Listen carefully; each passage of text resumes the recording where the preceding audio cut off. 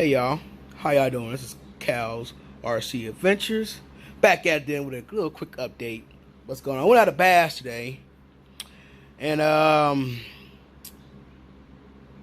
thought if I see the speed run that I crashed and whatnot. But anyway, went bass today and thought my thought I blew a diff gear, input gear, and I thought it was coming from the front, but I know it's coming. I heard it from the back. So I went on ahead and kept on bashing, blah, blah, blah. That's what good thing is to keep spare parts. Anyhow, took it to rear, diff out. So I thought maybe input gear and a diff gear that's right here that was blown. Okay? But what would end up happening is the screws end up backing out and whatnot and separated. So have it kind of separated. So kind of separate from the input gear and whatnot. Okay? So I had a spare part, had a spare input. I looked inside the input gear. Input teeth are still good. So I have one ordered from Amazon. I went to the hobby shop today. and they didn't have one to stock, so I went on ahead and ordered new input gear. And I remember I had a spare new diff gear too and whatnot. So so got home, took it out, and looked inside the input gear. Teeth still fine. So look here. You see it's kind of rounded down a little bit. You see how it's rounded down? Pretty much rounded. But anyway, I had to get a new drive cup anyway, because that was messed up and stuff, so I couldn't get the drive cup out. I gotta knock it out, whatever. But that crap happened.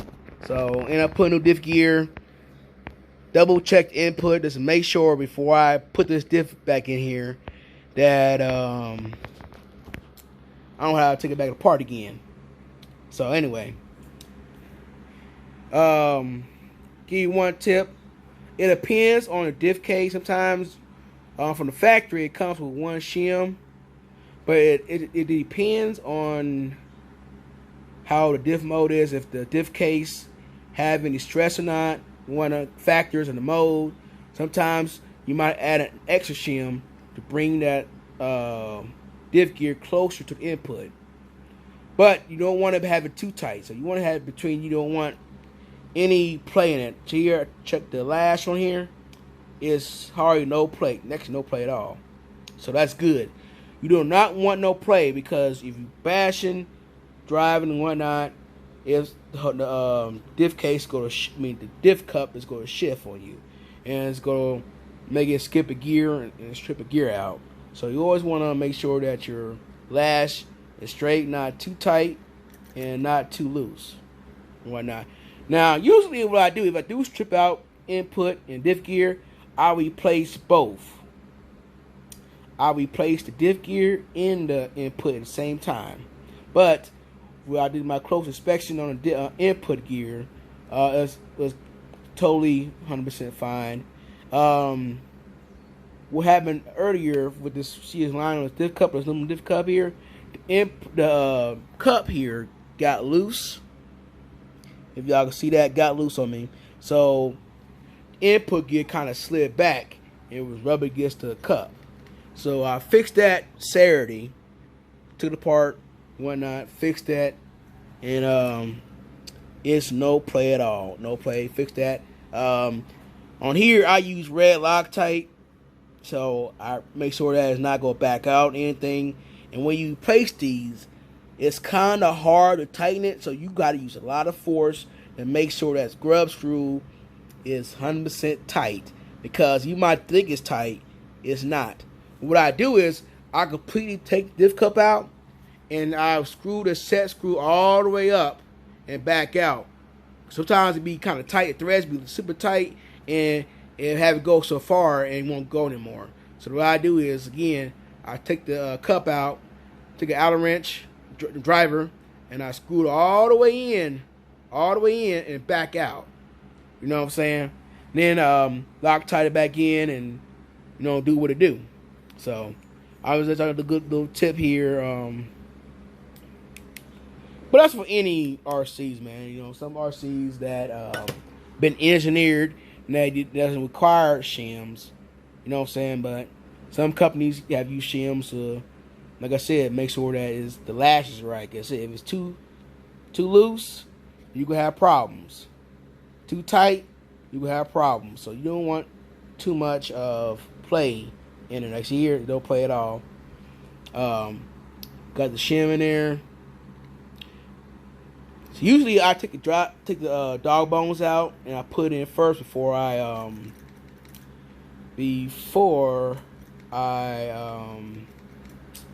put the diff back in there and whatnot. So after you get done, go ahead and grease it up. You don't have to use too much grease. Just have some grease around the gears. I recommend using red tacky or some marine grease around the gears, and you should be good to go, man. So you got a ready to run. I can say this: if you get a ready to run, I would recommend to go through all your diffs and whatnot when you get your RC. I mean, you're supposed to be ready to run, but these are assembled quickly or whatnot. They half-assed sometimes, so you got to go through your RCs. It's supposed to be ready to run, but I always go through my RCs if I get it. So if I get a new rig, I'm gonna go through everything, make sure everything's fine. If fluid is low, top it off. And what I would do is I'll look at my manual and see what diff fluids front, rear, and center. And then what I do is, if it's low, fill it back up. Not too much, but to the level. I showed you the video on how much diff fluid you got set in. But anyway, you fill it back up. You do your test baths. And if you feel like doing tuning on your diffs, you go ahead and do your tuning. Diff fluids like 60 front, 30 rear, 30 front, wherever you feel like you're tuning. For bashing or for the track use and whatnot. So, how you feel. Too much fluid in the front, you get a lot more power in the rear and nearly pop wheelies and whatnot. So it's good for bashing and whatnot. But if you racing, I lighten the fluid up. But most races, like actual races, run like metric races, they run on 4S. So they usually don't run on 6S at the track. It's too much power. So a lot of people run 4S in races. So you can tune your diffs and you're not gonna bleed out as much because you ain't putting that much power into the RC. On 4S. So like if I go ready to go to a track, I'm gonna have to tune my center diff, actually my front and rear. I'm gonna have to totally tune it for the track. You know what I'm saying? So, but this is mostly bashing and whatnot. But if I do plan on taking the track or whatever, we do my diffs as tuned as that and run on 4S, because you run on a 6S at the track, man, it's just too much power. And you can, but a lot of people, they race for real, they run on 4S. But anyway, I'm gonna show y'all what I was doing. I got new dry cups in. Y'all see that? New dry cups. Like I said, man, if you're new to the hobby, don't know what you're doing, take it to the hobby shop and pay some money and have them fix it. For me, I'm kind of mechanically inclined, so it's not really hard for me to work on RCs. And me, I don't mind doing it. A lot of people don't like to work on RCs, And remember, it's a hobby though, so it's like even a kit. You break something, you fix it. I'm the type of person that if it breaks, I fix it. I don't mind working on it. I can take this whole thing apart, put it back together. What I'm saying? No problem. And I won't complain because, it's a hobby. It's something that you enjoy, But if you not into it, understand. Just work on it. Little light stuff, parts repair. But if it's too difficult, too technical for you, take it to the hobby shop. Let them work on it. Like I said, I don't have nobody work on my RCs Only have them do is solder my battery cables, because I'm not good at soldering. I can learn, but I don't want to get into it like that. All they only do is solder my batteries. Electronics and anything like that, I can figure it out. I work on my stuff. I know not in the hobby shop, work on my RCs. Sometimes you got some knuckleheads don't know what they're doing. Like, I was at the hobby shop today, pick up my dry cups, and actually, the guy was actually helping the guy on an Arrma granite. You know what I'm saying? So, I was looking for the part and stuff. And I gave you good advice, man. You had a granite, and we tried to get some turnbuckles and stuff. Had the manual on my phone, so I told the manual, the part number and whatnot. Give them some advice and stuff. They have a granite, either a Mega or a 3S. I'm not for sure. So I get some advice if you try going brushless. I'm like, man, you need to do this and that and whatnot. And then talk about the leaky socks and all that stuff. And I told him about the shocks. You can replace it, warranty it. Those Mega 3S, 4S socks is going to leak. I don't care what you do. Put O-rings in it, and they go leak. They go leak. I don't care. Nobody says. Those socks, they terrible design. Arrma did a terrible design on that socks on the Mega 3S, 4S shocks. It's just terrible. Like I said again, you put O-rings in it, it go leak. It's go leak. So like I said, best bet is get those hot racing shock bodies and rebuild from there. And I heard a lot of people don't have no problem with those. Or you want to spend some little money, whatever.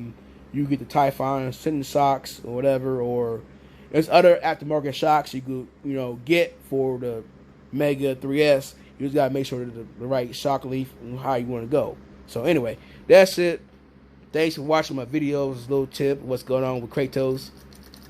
Got it back together and ready to go. Holla at your boy. Peace. And give a shout out to all the RC fam for life people. Y'all know what it is, y'all, man. Much love, man. RC fam for life, y'all. Y'all know what it is. I give y'all shout outs all the time. Y'all know who I'm talking about. Earl Mohead, True Boys. You know what I'm saying? RC, Gap, A to Z. Gap Reviews A to Z. You know what I'm saying? Moba 876. Live Coach D. Anybody, you know what I'm saying, I'm cool with. One love, y'all. Peace. Stay safe. Stay positive. It's all it's about, y'all. Have fun. And don't be frustrated. Sometimes you work on these RCs, you get frustrated. Stop. Have your cigarette or a beer. Take your time. You see me here. I got me a Bud Light Platinum, so I'm enjoying myself right now. So I ain't worried about one thing. If it breaks, you fix it. No complaining. I see a lot of people in these groups, man, they complain about this and that and all that. I'm like, man, work on your rigs, man. Don't complain. This, like, if you got in a hobby, man, you got to work on your stuff. It's fun, but it's also technical stuff. Like, I'm in the automotive industry, you know what I'm saying? So this is nothing to me, okay? Been in automotive industry for 19 years, you know what I'm saying? So I've been doing this in a manufacturing automotive field. I'm not a mechanic, you know what I'm saying? I do work on my cars and whatnot, but I ain't no certified mechanic and all that stuff. But if you're in the industry, this is nothing new, you know what I'm saying? So that's it. Too much. It's about 13 minutes of video. Too long for you, but I just want to vent and tell you what's going on with Kratos, man. Always working on Kratos. Holla at your boy. Peace. Got any questions about the Kraton, Typhon, and whatever Arrma related, give me a holler. So I give you my advice, best of my knowledge. I ain't an expert, but I get best of my knowledge and working on shit and whatnot. So, peace.